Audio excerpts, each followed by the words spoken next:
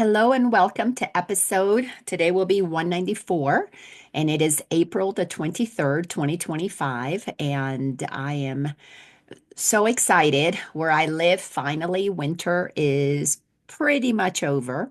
We may get a little bit of snow a few more times, but it will be, if it's an inch or two, it will be gone in no time. It will turn into slush in no time because the temperatures during the day now we are hitting 50. It's just so amazing, but we have a heat wave. Everything is so relative, isn't it? When we get to the place that we can get comfortable with the that everything that the ego has made in this world changes. It just fluctuates, it changes. Welcome, sweet sister. When we get comfortable that everything changes in this world, we gain an incredible amount of wisdom because then we learn to flow. We learn to flow with what is, and it's going to change. Once you know that for sure, everything, I mean, your spiritual journey gets supercharged in the direction of aligning with God, with source. Source does not change. It is steady. Nothing that the creator has created changes. Only what the ego has made and projected out there changes. So when you begin to find that which is permanent, that which is consistent, then you realize one of the first things you've got to get comfortable with that is consistent is change. We've got to understand that. People get so upset with the weather. I made a move to a weather a climate that was going to be 6 months out of the year. We were going to have snow. It was going to be cold, and it was winter for 6 months. I grew up with no winter. I grew up in the Caribbean. We didn't have winter. Winter would be maybe it would get down to the 70s, maybe 75 one day, and that would be winter. I remember hearing a story of my grandmother. She had an aunt who was very high society, and she went on a trip to Europe. This is a long time ago, and she bought a fur coat, and she knew there's no winter in the Dominican Republic, but she wanted to have this fur coat. And my grandmother tells me the story that when her aunt, and I can't even remember her name, so let's call her Aunt Millie, when the temperature would go down a little bit, she would get her coat and she would sit on the porch. And in the Dominican, my family was well to do, so we had servants that worked at the house. The servants knew to bring out the fans, and they would turn the fans on her so she could sit on the porch showing off her winter fur coat. And that was the only time that she could wear it, would be 1 or 2 days out of the year that it would get into the 70s and the fans came out and blow her so she could sit there and wear that coat. But anyhow, so I grew up without much winter. Then from the Dominican Republic at 14, I moved to Florida. I was in the Clearwater area. Winter there, I remember there was a snow dusting one time and the whole city shut down. Extremely rare. The winters there were like it would get down into the 50s and the 60s. We didn't really have coats. Or if we had a coat, it was a very light coat that we would wear once or twice a year. So mostly what we would do is double up on the sweaters because sweaters we did have, some of the evenings in Florida in the winter, we get a little cool. So you wear whatever you wore during the day that might be in the 60s, and at night it might get into the 50s or even in the 40s. You put on an extra sweater. Then I lived in Atlanta for the last 40 years. Are you doing the math? You're calculating how old I am. So I lived in Atlanta for about 40 years, like 38 to be exact. And we had winter there, but the winters in Atlanta is that the temperatures would drop to 40s and 50s a little bit, a couple of months in the year, January, February, you'd have a little bit of that and a little bit of snow. We had some times where we had the snow was gorgeous and it lasted a couple days because it would get cold. I survived Snowmageddon, where the snow calypse, I think they called it apocalypse or something. There was a big one in 88. I think it was 88 or 86, 87. I can't remember. And then there was another big one in 2011, 12. There's a lot of snow. And my husband at the time, Ken, couldn't even make it home because the roads were covered. And it wasn't that they had snow. And of course, Atlanta doesn't have snow removal vehicles, but that it warmed up enough so that it froze and it just created the roads were sheets of ice. So that's what I'm used to. And then I moved to Colorado where we have 6 months of real winter. I'm talking real winter. Storms. We had last Friday, this past weekend, we had 10 inches of snow. But because the weather is warming up, it's melting. Well, God wants us to understand that what is consistent in a world that the ego has made is that change is going to happen all the time. The weather is unpredictable. You can get your weather report and it's 50-50 chance. It doesn't matter what you look upon in this world that the ego has made, and that's the key. This is one of the things that I'm so excited about the Course in Miracles. When I began to learn to look at everything that the ego has made as changing, I began to realize that the world that I thought was predictable is not at all until I aligned with God and then began to learn what is it that I can count on. In the introduction to A Course in Miracles, one of the most powerful lines of anything that I have ever read in my entire life, and I've read a lot, I've studied a lot, I've listened to a lot of gurus, I've listened to a lot of wise people. One of the most powerful statements in A Course in Miracles is nothing real can be threatened. Nothing unreal exists. Herein lies the peace of God. Nothing real can be threatened. That which is God is consistent, it cannot be threatened. And when you begin to learn, well, what is that? You begin to recognize what you are as energy that cannot be, uh, it can be changed, but it cannot be destroyed. When you understand that you are powered by the source of creation itself. I was talking with my daughter yesterday, coming back from Denver.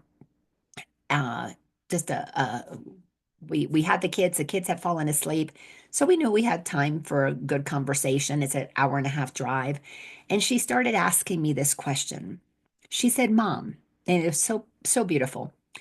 She said, she and her husband would like for their children to grow up with some teachings about God.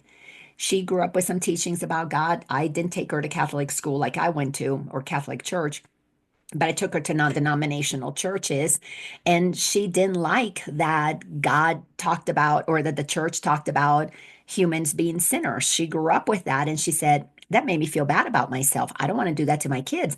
I look at my children and I see pure perfection. And she was saying to her husband, I am all for teaching them about God, but I am not going to participate in any community that says that God died, or that Jesus died for my sins, that this God Father sent his one special son to die for my sins when I don't see my kids as sinners. I'm not going to teach them that. So we had the most beautiful conversation. And I went on to explain to her that this is where nothing real can be threatened. Jesus was showing us that he's non-physical energy.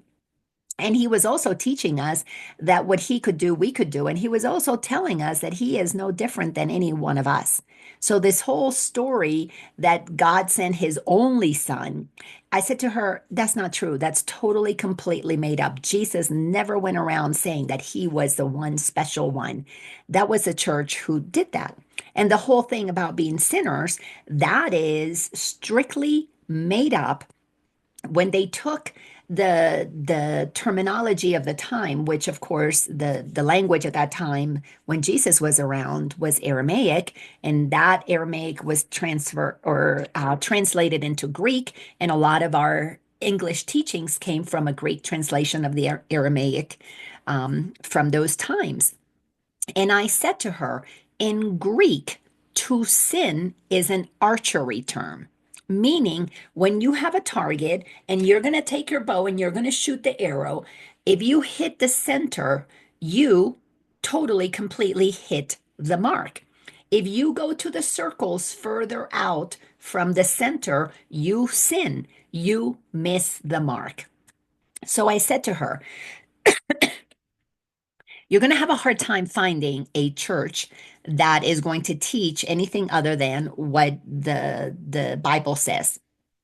And the Bible, you have to understand its origin.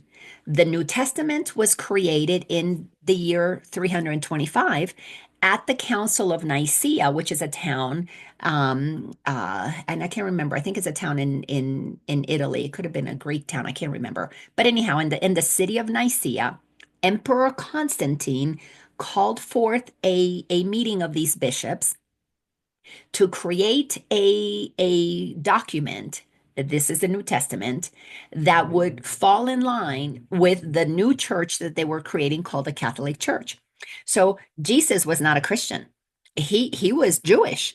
And he goes on to teach that we are all the same. He is not any better than we are. We are all the perfect children of God, and we need to begin to understand who we truly are if we want to experience the kingdom of heaven that is within. And the way you experience that, treat others how you want to be treated. Do unto others as you like done unto you.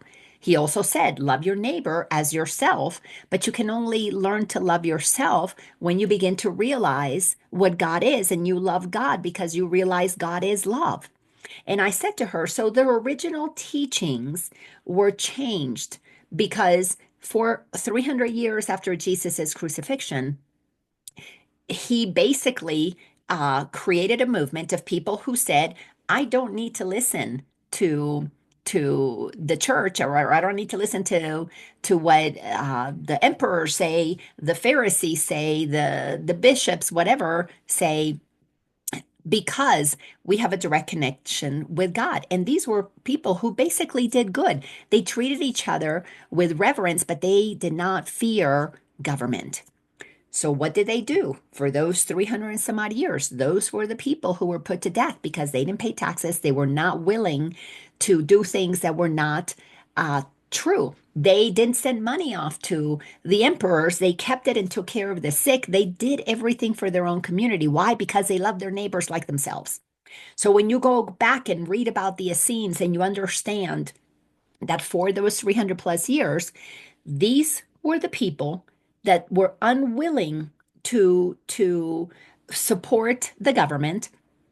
They were the ones who were put to death because they knew we're eternal. We're made of energy. We're eternal. You're going to kill us. That's okay. But we know the truth of who we are. And we understand that your need to kill us is you don't understand God. We're going to forgive you for doing what you're doing. And there was a growing group of people who were willing to die because they knew that they were eternal. Nothing real can be threatened. Talk about really getting the teachings of Jesus and living them. So the emperor Constantine says, okay, we're killing a lot of people here. These people are not afraid of us. We need to then create something to scare the hell out of them. Let's create the Catholic Church. The term Catholic means universal.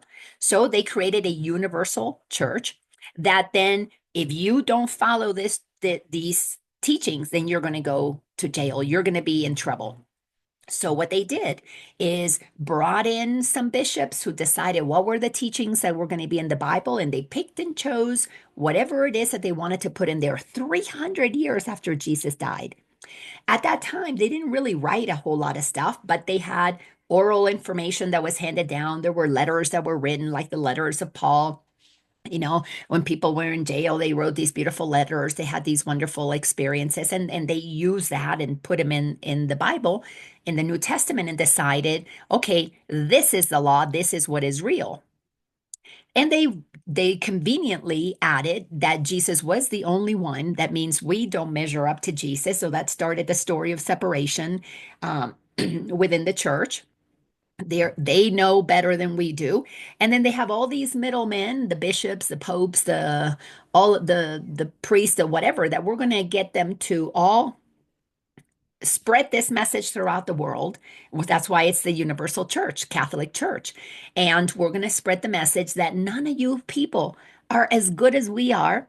And we are not as good as Jesus, because Jesus is special, and he's the only one. And the rest of you are sinners. And by the way, if you want to have your sins forgiven, give us 10%.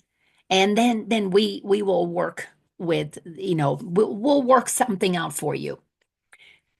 All nonsense. Jesus was here to teach us that we can go directly to the Father. Every single one of us is completely forgiven. God, forgive us our sins, for we have trespassed against our brothers and sisters. That's a given when you recognize that you need to forgive yourself for missing the mark, for sinning. You need to forgive yourself for not being as God created you, holy, perfect, loving, kind, compassionate, tolerant, trusting. That is our natural state of being. And you can see that in little children.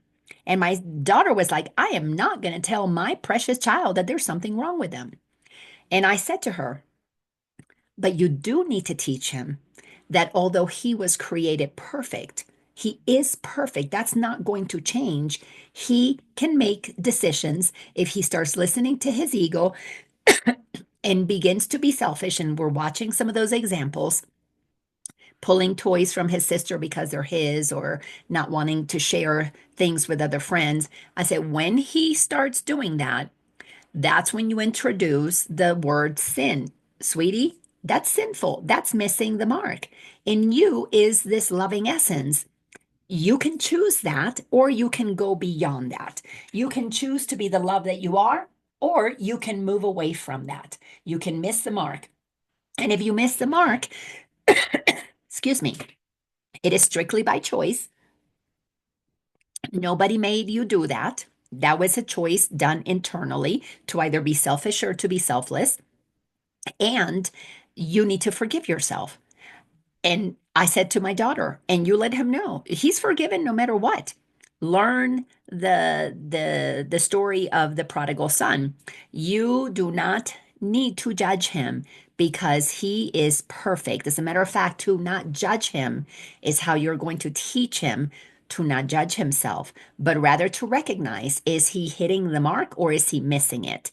If he misses it, he needs to self-correct through forgiveness. I forgive myself, atone for his errors, go talk to his friends. Hey, I'm sorry that I didn't share this, or to his sister or whatever. And then acknowledge that he is the powerful creator of his reality. Just today, we had a little episode where uh, the kids were going to play street hockey, and he had me take a net out there, and then he was taking some equipment and took his little hockey sticks. And these are three little boys that are all about the same age. Ryder, my grandson's going to be 4 next week. Another little boy, Arthur, is 3. He'll be 4, I think, in a few more months. And Asher is just a little younger. And Ryder took his hockey stick, and Arthur wanted to use that stick. And Ryder had a meltdown and had to be taken home. And this is really cute. When he was at home, his mom calls me because I was out on the street with dad and the other kids, and watching their little game. She calls me. She says, Ryder wants to see you. Can you please come over? I knew he had been upset, so I head over there, and he wanted me to hug him. And I said to him, why? I saw everything that had happened. I said, why did you have this meltdown? Why did you choose to get so upset? He said, because it's my hockey stick. I said, but you know that you chose in that moment to get upset when there are lots of other hockey sticks. You chose to get upset and had a meltdown. Dad had to bring you into the house. What was it that you were wanting to achieve today? Well, I wanted to play with my friends and play street hockey. I said, well, you chose to get upset instead of staying there, finding another hockey stick, and doing what it is that you were wanting to do. So you're in charge of how you're feeling right now. And so we can't blame anybody else. Arthur did not make you feel bad. Arthur took a hockey stick. You could have taken another one. So at this very young age, he is learning And I said to him, "You're the creator of your experience, sweetie. You create how you feel. Nobody does that for you." So he's growing up, realizing from the age of, well, I was telling him this at 2 years old, from a very young age, that they can align with that which is, excuse me, that which is loving and joyful and happy within him. That is to hit the mark. God, Course in Miracles tells us God gave us a purpose and it's to be happy. So if you're not hitting the mark and being happy, of course you're sinning because you're missing the mark. You are aiming this way. You are aiming that way. You're shooting all the way down here to anger, to revenge, to fear, to discomfort, instead of being what you are. Because when you are what you are, it's okay to share. Why? Because you do unto others as you want done to you. And that's one of the main things that I am drilling into him. Whenever he gets upset with somebody, I'm like, um, what was it that bothered you about that? Well, they didn't share this or share that. I said, well, then it's up to you. If you like for them to share with you, you got to share with them. So it's a beautiful lesson to be learning at a young age. So if you're asking, well, what does that have to do with, what we've been studying? So in A Course in Miracles, we are still, because it takes us a while, we do not rush through teachings that are so profound, in chapter 3 in the text. So we're still in towards the beginning part of and in chapter 3, we started with segment or section number 6, judgment and the authority problem. And this is why this whole talk about my grandson is so powerful, because we have been looking at this. I'm going to read a little bit of it, some of the highlights, that if you judge the reality of others, you will be unable to avoid judging your own. If you're judging them, oh, you made me mad. You made me unhappy because you took my hockey stick, or you made me upset because you took my husband, or you made me angry because you fired me, or you whatever. When we judge the reality of others, and we're saying you're a bad person, you're a selfish person, you're a rude person, you're a misguided person, we're doing in this moment is that you're unable to avoid judging yourself. Because if I say you're a sinner because of what you did, you're a sinner, you're a sinner, you're a sinner, while we're focusing on their sins, missing the mark, we are not in alignment with how God created us. This is the authority problem. If I'm busy judging them out there, it's because the one judging in me is the judge in me, is the ego in me, is the part in me that has missed the mark. It is not in alignment with how God created us, which is to be loving. We were created in the image of a loving God. Now, granted, as I just shared with you, Catholic Church made sure that we did not have a loving God. As a matter of fact, Jesus is teaching that we have a loving God. The Catholic Church is telling us in the Bible that we have a God that is angry. And of course, we look at the Old Testament. When I was younger, I used to think the New Testament and what was it that I used to call the Old Testament? Um, Oh my goodness, I can't remember. But anyhow, I used to think the Old Testament, that's like stuff that doesn't matter anyways. Well, so much of the stories in the Old Testament, and I am not a Bible scholar, so let me start with that right there. But when I read any of those stories that portray a God that is not loving, I know that is not the God that has created everything. That is not the God. So to me, that's an interpretation of God. That is man making God in its own image. Maybe God speaking as it did in the Old Testament, those old books that we have been hearing so much about, a lot of them spoke to uh extraterrestrial beings, the Nephilims, these beings that came down from the sky. When you begin to understand the truth of who we are, and you're clear, nothing real can be threatened. God is not limited to creating just humans or trees or birds and bees. God also gives allowance for anything to be conceived. And when you start understanding the cosmic nature of eternity, because humans have blinders on, and we're focused on my life, which is what the ego is all about. It's selfish. It's all about me. to begin to expand their awareness of all that is possible. God is infinite possibilities, and you open up to all these other beings. Well, they've been around for a long time. We're the new kids on the block. Humanity, we've been told it's only like 12,000 years old, but it's really more like 200,000 years for this iteration of humans on the planet. But you got to expand your mind. You got to stop sinning and missing the mark and thinking only what you're told by people who want to control you, because that was the whole point of the emperor creating the Catholic Church, was to get people under control. You're not going to be willing to die and not pay taxes because you don't fear me. If you're going to die, is because I'm going to make sure you pay your taxes. I'm going to make sure you do what we want you to do. So when you begin to expand your awareness about God, what God really is, it is a loving source.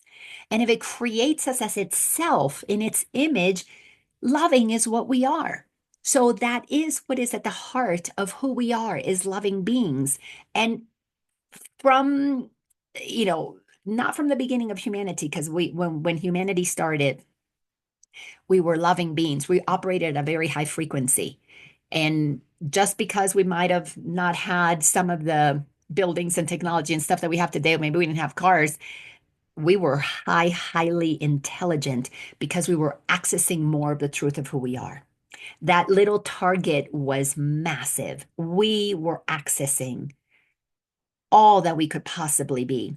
And it starts with what cannot be threatened, knowing each other as holy beings, treating each other with that level of respect.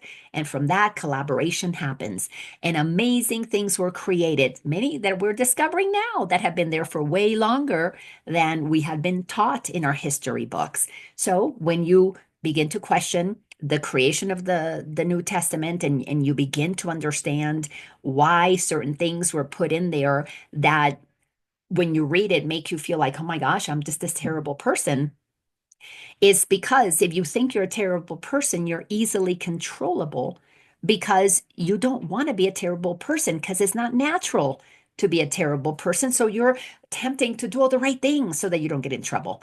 Well, when you're trying to do all the right things to not get in trouble, and you're operating as a human, and you have natural desires and things that you want to experience, but it's wrong to do it this way or that way, you're going to miss the mark. And instead of being assisted in learning, like we're doing with my grandson, instead of sitting down and learning by people who remind you the truth of who you are, we have created systems of punishment, of judgment. That's why we call it the judicial system, the justice system. We have victims and bullies. We've got the victims that come in and the bullies that did something to them, and they're represented by these attorneys that are there to, judge what the other one did and try to expose the bad in the other. So we have accepted for thousands of years systems that go against the truth of who we are. Instead of acknowledging the truth of who we are and highlighting that, we are defending ourselves from being in trouble, because innately we know that we are inherently good, because God is good, God is love, and we are made in the image of that which is good and godly. So this section is telling us that we have an authority problem, because judgment always involves rejection. If I'm pointing the finger out there, I am rejecting the truth of who I am.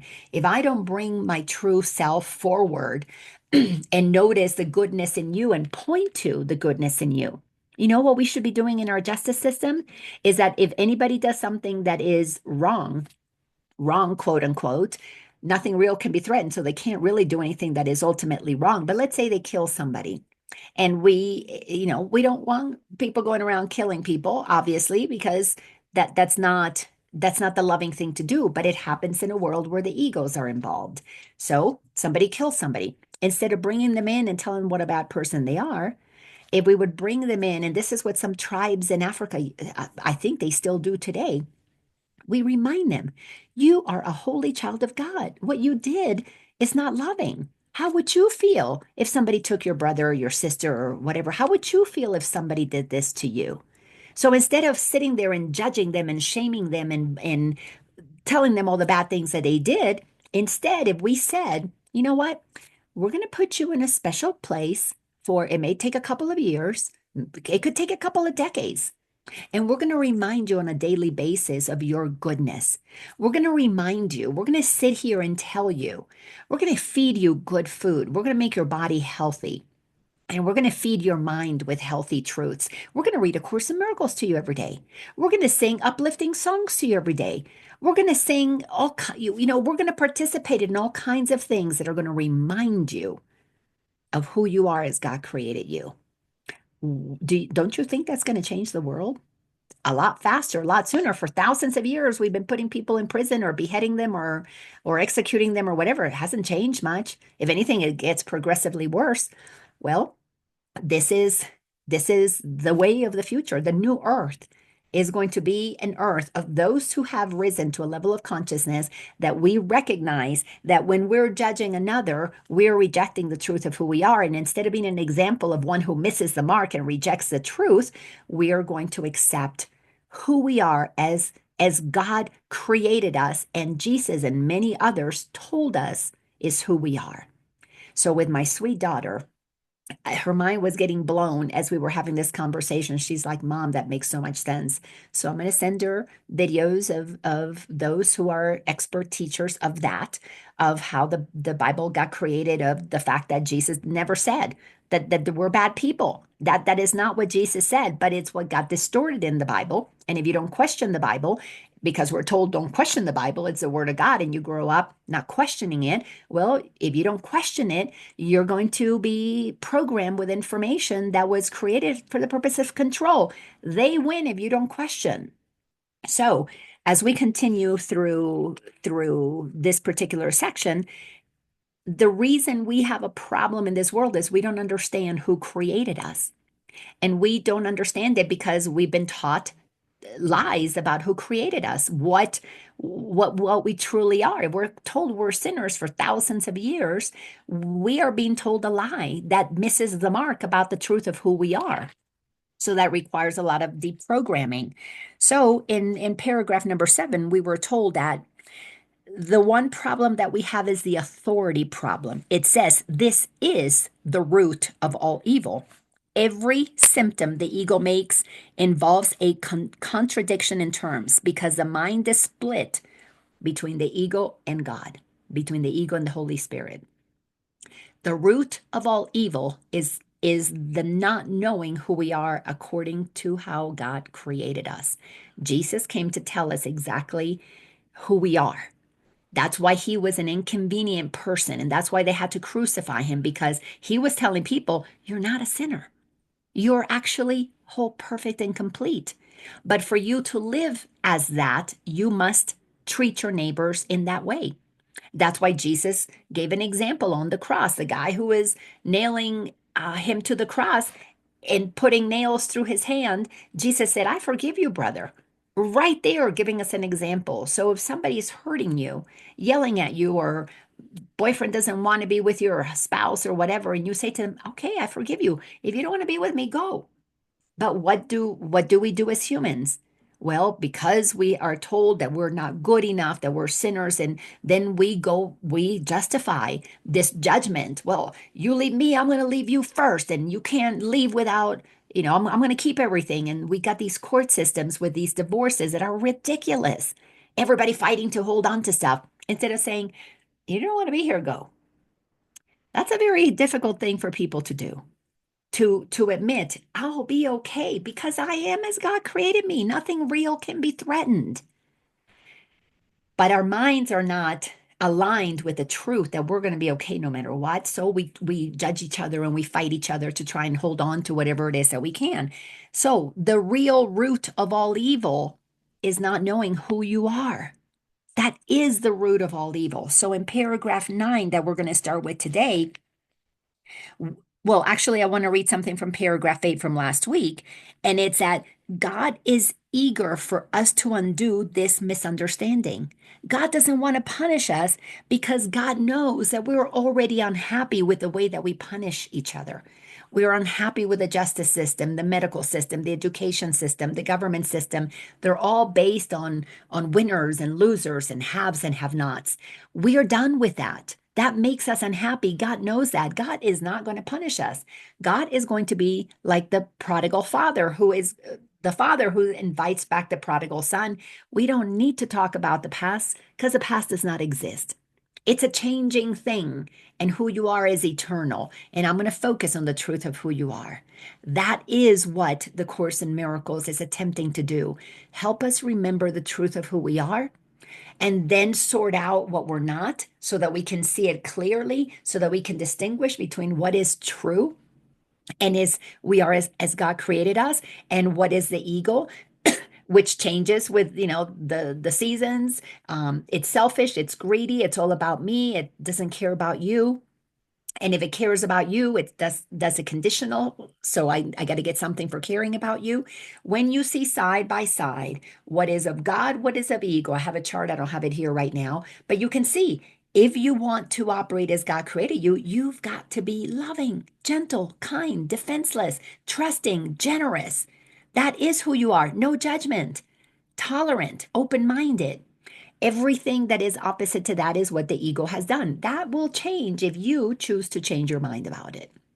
So, you know, God's creation were given perfect authorship, meaning the author of who we are, that created us eternal, created us to be loving. When we think that we create ourselves, which is what the ego is all about, you know what? No, there's no God. I got this. I create myself. Then we move into selfishness. We move into blaming, into judging. Then the people that hurt us, and have resentments, and we feel like we're not safe because they did all these bad things to us. And then we grow up, and our whole lives are about protecting ourselves, always protecting ourselves first, because that's what the ego does. It's all about me. If I'm unhappy, you got those signs. If I'm unhappy, no, ain't nobody happy. Well, that's because the ego has us grow up to believe that that's how it's supposed to be. Or we got the signs that say, it's dad's way or the highway, because everybody has to be the one who decides what's best for them instead of accepting what God created us, which is really ultimately what is best for us. But to shift from ego to God, that is a journey that takes a while because your whole thinking has to be changed. And to change your thinking, you got to address the emotions and the feelings of discomfort that you experienced when you were younger because you were starting to believe things were not true. You were feeling the discomfort of the lie. And because you didn't address it as a child, because you didn't have the maturity, you have to address it as an adult, and you have to look at all your suffering is self created. Sure, other people did things that were unkind because they were not in alignment with God. They were sinning. They were missing the mark. But we accepted missing the mark as something normal, so we missed the mark with ourselves. So it tells us in paragraph 9, only those who give over all desire to reject can know that their own rejection is impossible. When we stop rejecting our brothers and sisters, when we stop rejecting our own discomfort, instead of numbing it or painting a pretty face and caring about what other people think about us and all be about appearances, when we go in and feel the pain, the discomfort that makes us reject ourselves, then we will realize that it is the rejection of ourselves that has created this uncomfortable place that we're in or all in. However, God never rejects us. So we've got to understand that God is a loving God, and we're all the prodigal children that once we admit we missed the mark. Yes, we did things that were not loving because we got raised in unloving thoughts. If you grew up Catholic, you grew up listening to, yes, a lot of truths, but a lot of lies too. So we got to do the work of healing that internal discomfort. All of our pain and suffering is for having believed what's not true. If you know what is true about you, you can be a child and somebody's hurting you. You can look at them and go, what you're doing is not okay. It's not right. I'm going to forgive you. Sure, you're going to keep doing it because you're bigger than I am, and I'm just a little kid, and you probably will do it to me no matter what. But I am going to forgive you. I'm not going to take this personally. Go ahead and use this body. I am not my body. Go ahead and spank me. Go ahead and abuse me. I'm not going to abuse myself because you're abusing this body. What is real cannot be threatened. I am love, so are you, and what you're doing is not loving. but I'm not going to stop loving you. Can you imagine children saying that? Well, that's what's coming. Actually, that is already there. There are so many children who are calling out that which is not loving, and they're not afraid to do it because they are not going to miss the mark. They are going to stay true to the truth that is within them. They're not going to shut down. They're not going to believe that there's something wrong with them. Those are the children of the future, but they're already sprinkled throughout this world right now because we have to shift out of this idea that we're raised by adults who know better when they've all missed the mark. They are all operating not in alignment with the truth of who they are. So these kids who know the truth of who they are going to begin to school their parents in remembering the truth. And that is happening because there are more and more parents like my daughter who are doing the best that they can to consciously remind their children who they are, including not willing to fill their minds with things that are not true just because it's what the church says. So, it's going to take us a couple generations to get there. But here it tells us God does not reject us because we rejected our truth. And we bought into the egoic lies and began to create a story when we were little that somehow we're damaged because parents who miss the mark, or grandparents who miss the mark, or brothers or sisters or bosses who miss the mark, somehow they rejected themselves and we accepted that we're being rejected, that there's something wrong with us. The minute that we accept there's something wrong with me is the moment that we reject ourselves. While God stays there going, all right, it may take a couple of lifetimes for this one to get over this insanity, but that's okay. I'm not going to judge them. And as soon as they're ready to align with the truth of who they are, we're going to throw a party for them because we're all the prodigal children. Every one of us, as Jesus taught us. He said, I and the Father are one, and so are you, one with the Father. But that was conveniently left out of those teachings. If you're going to control people, do you think you're going to give them the truth of who they are? Of course not. You don't need to be a genius to understand this, but you have to be curious, to be willing to question things. And to me, that's where genius starts, in the willingness to question the narrative that doesn't feel in alignment with you. And I'm so grateful for my daughter for doing that. So, sentence two, you have not usurped the power of God, but you have lost it. Let's understand that. God has never said that you don't have power, that you're not loved, that you're not welcome into the kingdom. God has never said that. The power that we have is to create in alignment with God. We have lost our ability to hear the voice for God that guides us to know exactly how to create from a loving place. We have lost our abilities, like we need hearing aids, spiritual hearing aids to hear the voice for God, but it doesn't mean it's not there. All those deaf people that can't hear what's happening, they cannot tell you that voices aren't there. They just can't hear them. So we need to attune our voice to hear the voice for God. We need to reclaim our ability to use power in a godly way. One of the most important ways that we can start using our power is to start saying no to the systems that maintain us in powerlessness. We need to say no to the abusive government systems. We need to say no to the lying medical systems. God created us powerful. The ability of these bodies to heal is because the power of God is what powers these bodies. But we have lost our ability to listen to that innate intelligence within us because we're listening to the lies outside of us by people who listen to their ego, who think that they are better than we are. And because we were created to believe that we're sinners and not good enough, we are kept small. And from the moment that we're little, we're trained into, well, you need to do what the authority tells you to do. But what if we're listening to the wrong authority, a self appointed authority that is usurping the power of God? If that external authority wants to redeem themselves and wants to hit the mark, they would begin the process of starting by saying, we lied to you. These things are not good. But what do we need to do to prove that they've been lying?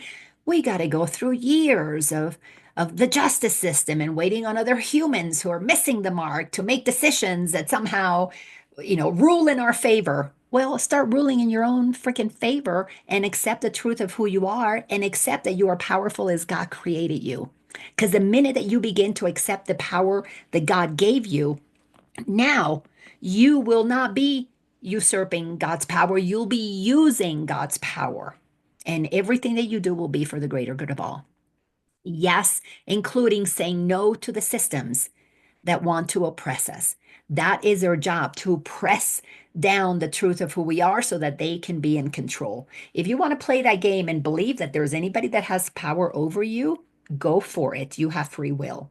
But if you're done playing the game of losing your ability to listen to the power that is within you, then you have to go on a journey that starts with curiosity, starts with questioning everything, starts with being open minded.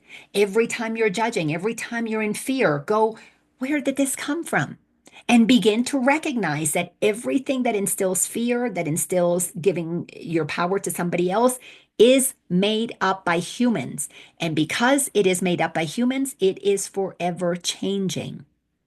And that is what you need to understand. That which is changeless, it's nothing real will be threatened. If you are not attached to the body and attached to your looks and attached to your house and attached to your lifestyle, and you're willing to die for the truth, then you know that all that will die will be the body, not the essence of who you are. And when you are willing to die for the truth of who you are, like Jesus was, you actually leave this world from a very high frequency. But if you're clinging in fear of holding on to the stuff that you have and you don't want to, you don't want the government to come after you, then you haven't reached courage. As a matter of fact, we're operating in fear and we're missing the mark. Yes, then we can say we are sinners because we're not operating in the truth of who we are. We're not hitting the mark. We're not in alignment with who we are. We're afraid of external people. Those external people are going to change. The precedents change, the judges change, the police, head of police changes, the boss changes, all those things change. So, back to the Course in Miracles in the introduction, nothing real can be threatened, nothing unreal exists. Meaning, if God did not create fear, which God did not, then it doesn't really exist. Why are you in fear? Because you're missing the mark. You're not acknowledging the truth of who you are. And when you don't acknowledge the truth of who you are, you feel powerless, not because the power is not there, but because you're not using it. So you have lost your ability to hear that power because you blocked it with all those layers of lies that you have built that you listen to, so you can't hear the truth of who you are. Sentence 3 says, fortunately, to lose something does not mean that it has gone. It merely means that you do not remember where it is. Isn't that wonderful? When I lose my keys haven't disappeared. They're just not easily accessible, but they're in here somewhere. If I unlock the door to get in, those keys are in here. Maybe they're even on the lock. Maybe they're outside on the lock, but they got me in here. If I'm in here, I couldn't lose my keys. It doesn't, well, let me rephrase that. It doesn't mean they're not here. It just means I lost the remembering of where they are. Just because we're not using the power that God gave us of being clear of who we are, accepting that we're eternal, that we're not these bodies, and we're willing to have the courage to align with that truth. Yes, even if your body is gone, that's when you begin to experience the peace that passes all understanding. But most humans, especially spiritual people that go down this path and know all these truths, are still cowering behind the egoic thought. Oh, bad things are going to happen, terrible things are going to happen, and the thoughts are about the what could go wrong instead of the nothing real can be threatened. We miss the mark every single time we entertain thoughts that the things that are changing in this world can affect us. Oh, the stock market went down. Oh no, my gosh, what we're going to do? When you care about what the outside thinks about you, when you care about the outside and you put people in places of authority over you, you are missing the mark.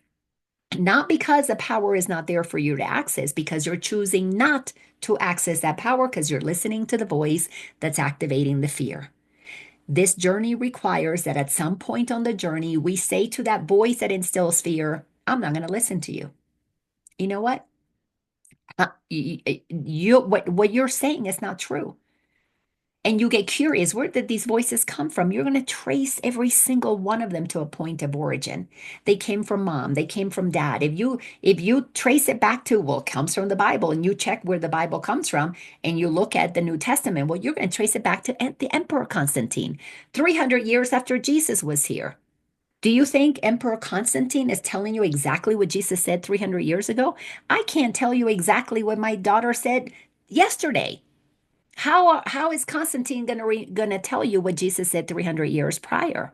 It's like the game of telephone. It's been totally distorted.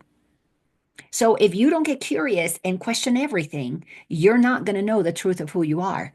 And if you don't get curious, it's because you don't want to know the truth of who you are. This is radical honesty, which is one of the characteristics of a teacher of God.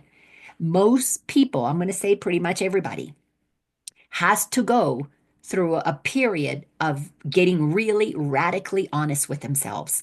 Anything that causes discomfort, insecurities, anxiety, fear, worry, concern, judgment, um, guilt, shame, you're choosing to believe what is not true about you. Yes, you are sinning. You're missing the mark.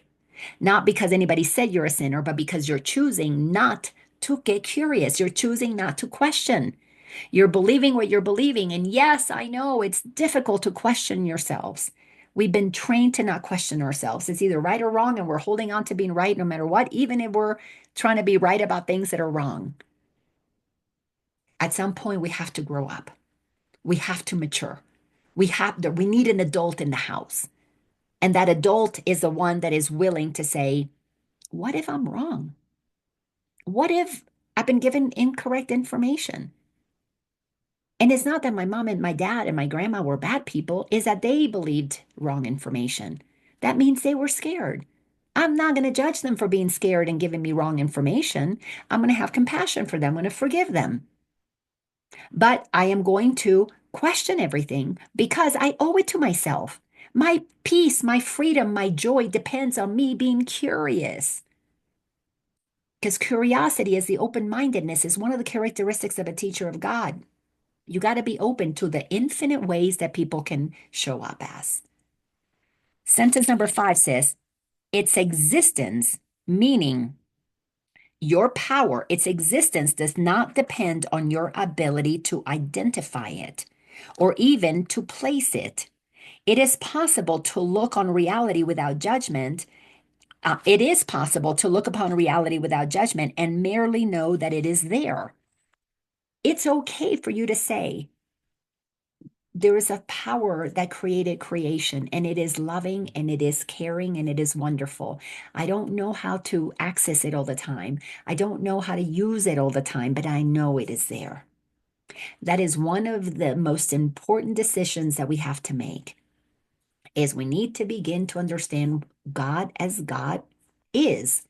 Jesus is the ultimate teacher of what God is. Jesus experienced God within and told us that it is loving. So if you trust Jesus, if you begin to follow these teachings and you happen to be a student of A Course in Miracles and you are trusting it, maybe you are like many people in the beginning. Helen Schuckman, the woman who scribed the Course, she said, I know it's true. I know every word it's true, but I don't believe it. Her ego would not let her believe what she could feel was true in her heart. She knew Jesus was giving her the truth. We need to grow up, especially those of us who call ourselves spiritual. We need to grow up and acknowledge that anything that is divisive is not of God. If we have come to believe that God is a loving God, that God does not create evil, you're ahead of the game. Because then when you believe that God does not create evil, then where does evil come from? Well, it comes from the people who choose to miss the mark. Yes, we can call them sinners because they are. The term in archery is to sin is to miss the mark. They're missing the mark. They're not listening to the truth of who they are. But that does not mean that power is not there. The power is not lost. It's just in the house and they don't know how to access it. But it is there. And going on a spiritual journey means that we go on a journey of questioning everything that we know until we come to the truth of who we are. And to come to the truth of who you are is to accept that that which animates you is the essence of God. It's the intelligence, the power of God. So you have within you the love that you've been looking for. It's in you. You have the power that you've been looking for. It's in you. Your ability to create, your ability to make yourself happy because it's your God-given purpose. It's all there. So if you spend one second, 1 minute, 1 hour, 1 day, 1 year, 1 decade, one lifetime, believing that there's something wrong with you, believing that somebody else has power over you, then you're using your creative powers to create that experience. When you can be mature enough to say, yep, I'm miscreating. I'm missing the mark. I'm using my power to create thoughts that somebody else has power over me. You are not accepting the authority that created you. You're not accepting that God is the author of who you are. And if you don't accept that God is the author of who you are, you're going to suffer because you're believing something that is not true. You're believing something that is of a frequency that is not consistent with the royal being that you actually are. But you know, there's 8 billion people on the planet. We all have to remember the truth. And not everybody's remembering the truth at one time. So we have to make a decision. Are we going to be the change that we want to see in the world? Jesus came 2,000 years ago and gave us an example of the change that is possible. One, don't be afraid of anybody. They can take your body. Be willing to die for the truth. Be that clear that you know the truth because you know that nothing real can be threatened. When you know that what you are is eternal, then you will have no fear.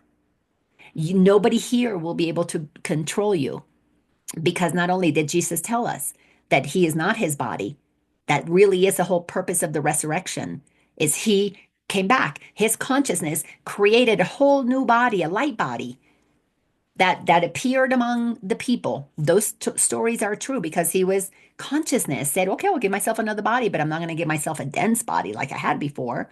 I'm giving myself a light body so that they can see that I really am not my body. But again, those stories were conveniently not told as they were intended to, which is why we need to listen to the teachings of Jesus today as channeled through other people so that we can get the truth and begin the process of unwinding our mind from the cobwebs and the lies that have created our experience of reality, because it's not true. Not true that we don't have power. We didn't lose our power. We're just not using it. We're not using it because it's so convenient to just default into being afraid, into being a victim, into being, oh, somebody else has power over me. Why? Because that means that we don't have to show up. And until you're prepared to own the magnificence of who you are, what's the incentive to show up? Ego tells you, well, you're not as pretty as that one. You're not as tall as that one. You're not as rich as this one. All the comparisons to maintain the game of separation going. And if you want to play that game, that's okay. Why? Because God is not judging you. God doesn't judge any of us. God just says, okay, I'll just sit here and twiddle my thumbs, and you can sit there and play victim all you want. One day you'll own your power, and then we'll have a big old party because you're my prodigal child. But the reason we don't use our power is because we have become complacent. We have become complicit in playing small. And then when we're going on a journey and we hear that we're all these powerful, magnificent beings, then we want to be powerful, but I'm not getting the inspiration to be powerful. You know what powerful is? Kindness. Powerful is be happy. Don't worry, be happy. We even have a soul that came in to sing us that song, to create that song for us. When you can be content with the everyday little things, you now have access the power that cannot be threatened. That which is eternal is our ability to experience everything with joy. Until you start being joyful right where you're at, you're not going to be able to receive more things to be happier about or to express and to share with the world because you haven't accepted that your superpower is to be happy. If you're not happy, you're missing the mark. Yes, you are a sinner based on the technical archery terms. That's okay. Forgive yourself for missing the mark.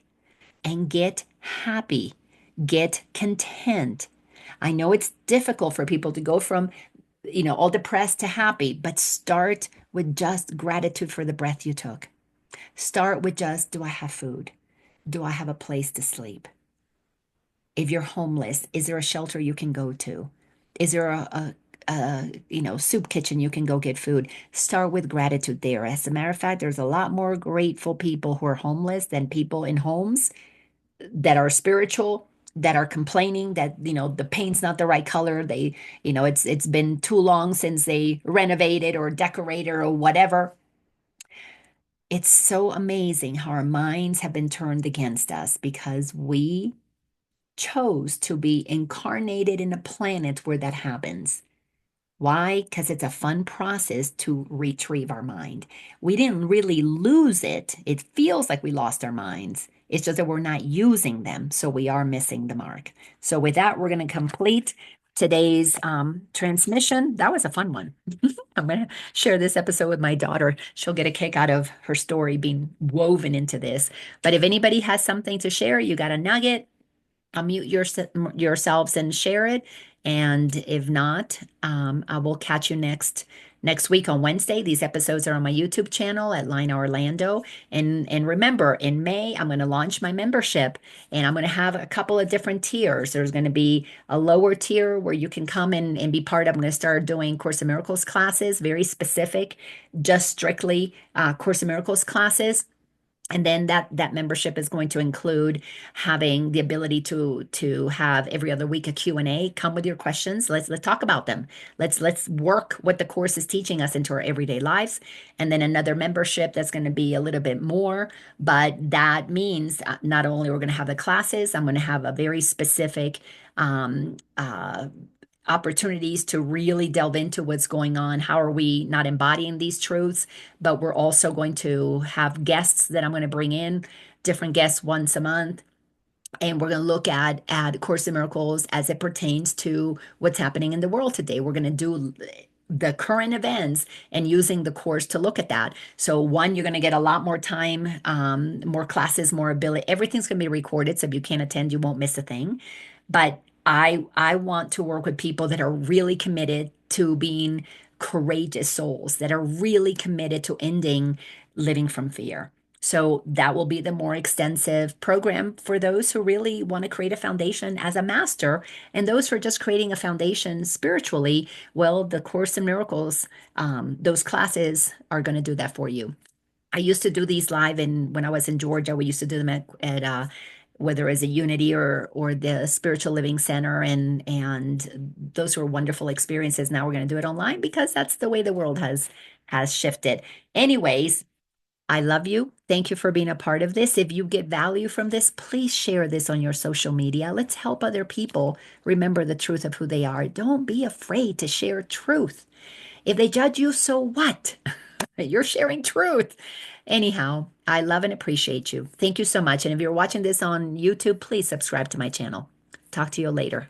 Thank you, Lina. Love you. Bye, Bye. sweetie.